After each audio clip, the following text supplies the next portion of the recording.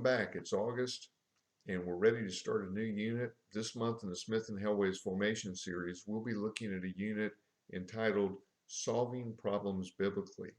I like what the writers said in the introductory comments to this month's unit. In this unit, we will explore Old Testament text that challenges us to evaluate our problems from a faith perspective, seeking godly wisdom and acting with faith as we're encouraged to solve those problems. As we begin our unit this month, we're going to be looking at the first chapter of Nehemiah, and our question this week is, what is really the problem? This reminds us that often when we look at problems, we need to be careful to discern often what the problem behind the problem is. Many times the problem we attempt to solve is simply the surface problem, and there can be a deep or deeper root cause to our problems. As we look at Nehemiah, we begin with chapter 1, verse 1. Listen to the words of Nehemiah. The words of Nehemiah, son of Hakaliah, in the month of Chislev in the 20th year, while I was in Susa, the capital. One of my brothers, Hananiah, came with certain men from Judah and asked them about the Jews that survived, those who had escaped the captivity, and about Jerusalem. They replied, the survivors there in the province who escaped captivity are in great trouble and shame. The wall of Jerusalem is broken down, and its gates have been destroyed by fire. When I heard these words, I sat down and wept and mourned for days, fasting and praying before the God of heaven. Well, as we look at today's lesson and we talk about the setting, Nehemiah is in Susa, which is the capital of the Persian Empire during the 4th century BC, which is the time of the writing. It's been about a century since Nebuchadnezzar and the Babylonians had overtaken Jerusalem and had destroyed the temple and the walls and taken many into exile. Nehemiah was a descendant of one of those who had been taken into exile into Babylon.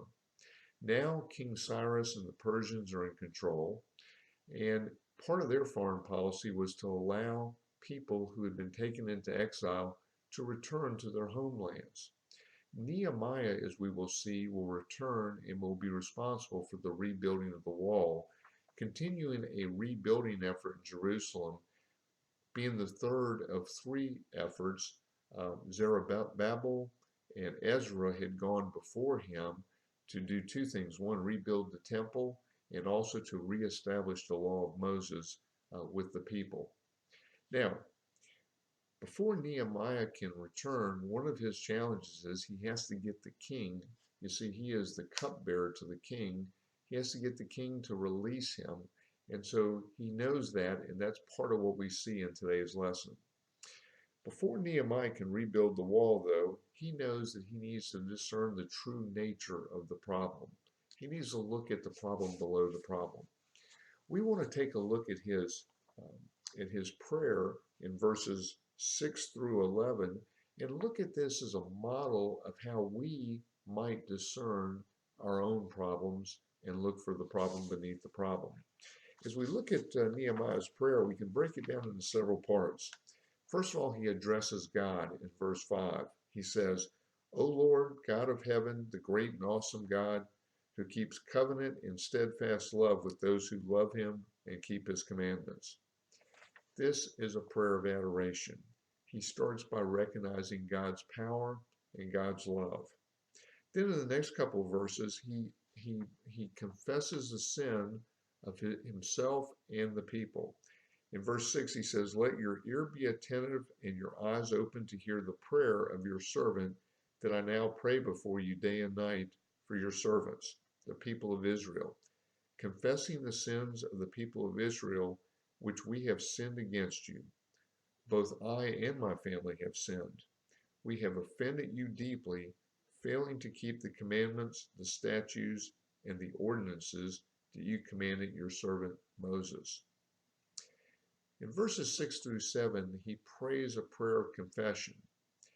He starts by acknowledging that the plight of the Jews is of their own doing. and that it is because they made bad choices. He also confesses sin as a reminder of the undeserved nature of asking this request. In the next couple of verses, we see that he now makes a statement of his faith in God. Starting with verse 8, he says, "Remember the word that you commanded your servant Moses. If you are unfaithful, I will scatter you among the peoples. But if you return to me and keep my commandments and do them, though you're outcast or under the farthest skies, I will gather them from there and bring them to the place in which I have chosen to establish my name.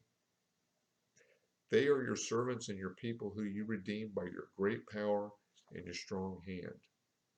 And then finally in verse 11, we see the prayer of supplication. "O Lord, let your ear be attentive to the prayer of your servant and to the prayer of your servants who delight in revering your name. Give success to your servant today and grant him mercy in the sight of this man." So here we see Nehemiah praying for success. First of all, praying that God will hear the prayers of his people, and then very specifically praying that he will experience success as he asks the king to release him from his duties as cupbearer to return and lead in the rebuilding efforts. As we read this passage and we think about solving our problems biblically, there are several takeaways that we can look at in today's lesson, starting with looking at Nehemiah's response to the news that God's people are in danger and in shame because the walls are broken down. It's a sad day if we're not impacted by the sorrows of the world that we live in. We're reminded that we need to be sensitive to places where there's a lack of justice, where people are being oppressed, and where people lack basic needs. Nehemiah was touched very deeply by this news, and it said that he went into a period of mourning, but he also went into a period of prayer to understand what all this meant and what God had in store for how he could be a part of the solution. Second thing that we need to look at here is that Judson Edwards, who writes the companion commentary to the Smyth and Helwys formation series, has this to say about Nehemiah 1. He says it gives us an opportunity to reimagine prayer. Judson says too often we think of prayer as simply asking God for things. Edwards asks, what if we started thinking of prayer not as asking God for things, but as examining our lives and our problems in God's presence? You know, in this prayer, we see Nehemiah thinking through things with God. And isn't that something that we should do as well? Taking the time to really discern problems and what the root causes are before we just jump into action. Taking the time to think things through in God's presence, looking for God's wisdom. Now, I couldn't help number 3, but to see in this prayer the acronym ACTS that we learned when we studied Bill Hybels' Too Busy Not to Pray. We see adoration, we see confession, we see thanksgiving, and we see supplication. Looking at this prayer, Nehemiah starts by adoring God. Why do we do that? Why do we adore God in our prayer life? It's not necessarily for God's benefit. It's to remind us who it is we're praying to. Why do we confess sin? Well, just like Nehemiah, it was acknowledgement that we cause many of our own problems. It's a way to humble ourselves before God and to understand that we really need God's help because we've caused a mess. We've created a mess for ourselves. It also reminds us, by confessing our sin, it also reminds us that our God is a God of grace and mercy, and that we receive that undeservedly. And that reminds us to be humble for God. Now, when we see the statement of faith, it's really a time of thanksgiving. He's thanking God for God's faithfulness to the covenants and to God's never-ending love. We too need to cultivate an attitude of thankfulness when we kneel in prayer before God. We need to take the time to be reminded of all the many blessings that we've received and how God has provided for us and has sustained us through thick and thin in our lives.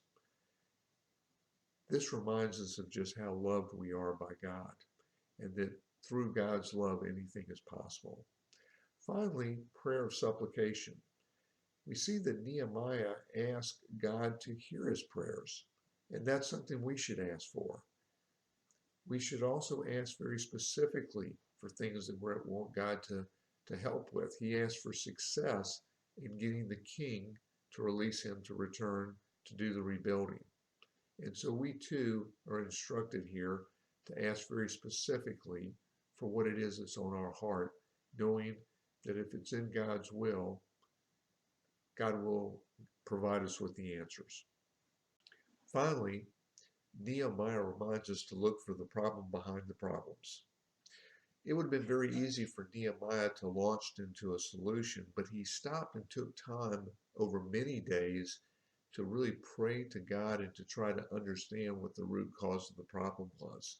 You see, for Nehemiah, the wall was not the only thing he was going to need to rebuild. There were many other walls that were going to need to be built, which had to do with turning the people back to God in faithfulness so that they would be able to receive God's blessings and the covenant promises of God.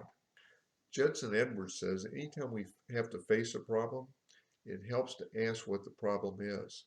There is nearly always a problem behind the problem. There is a presenting problem, the one we can see, and then there's the hidden problem, the one we can't, and the one that we need to discover. So as we conclude today's lesson about what's the problem, we're reminded of the importance of prayer and a time of discernment, a season of listening to God before we launch into solving problems. We're also reminded that we need to look at the root cause and make sure that we address that when we're solving problems. There are practical problems, and then there is the spiritual underlying problem. Well, I hope you'll be with us again next week as we continue this unit. We're going to be looking at Proverbs chapter 16 next week. We're going to be talking about planning. You know, planning is something that we seem to do a lot of, but often our plans are thwarted by unforeseen circumstances. And sometimes we can be discouraged and wonder if planning makes any sense at all. We're going to take a look at the scriptures and what they say about how to plan biblically, guiding us to make good plans despite our own limitations. I hope you have a great week, and until next time, God bless you, and we'll see you next time.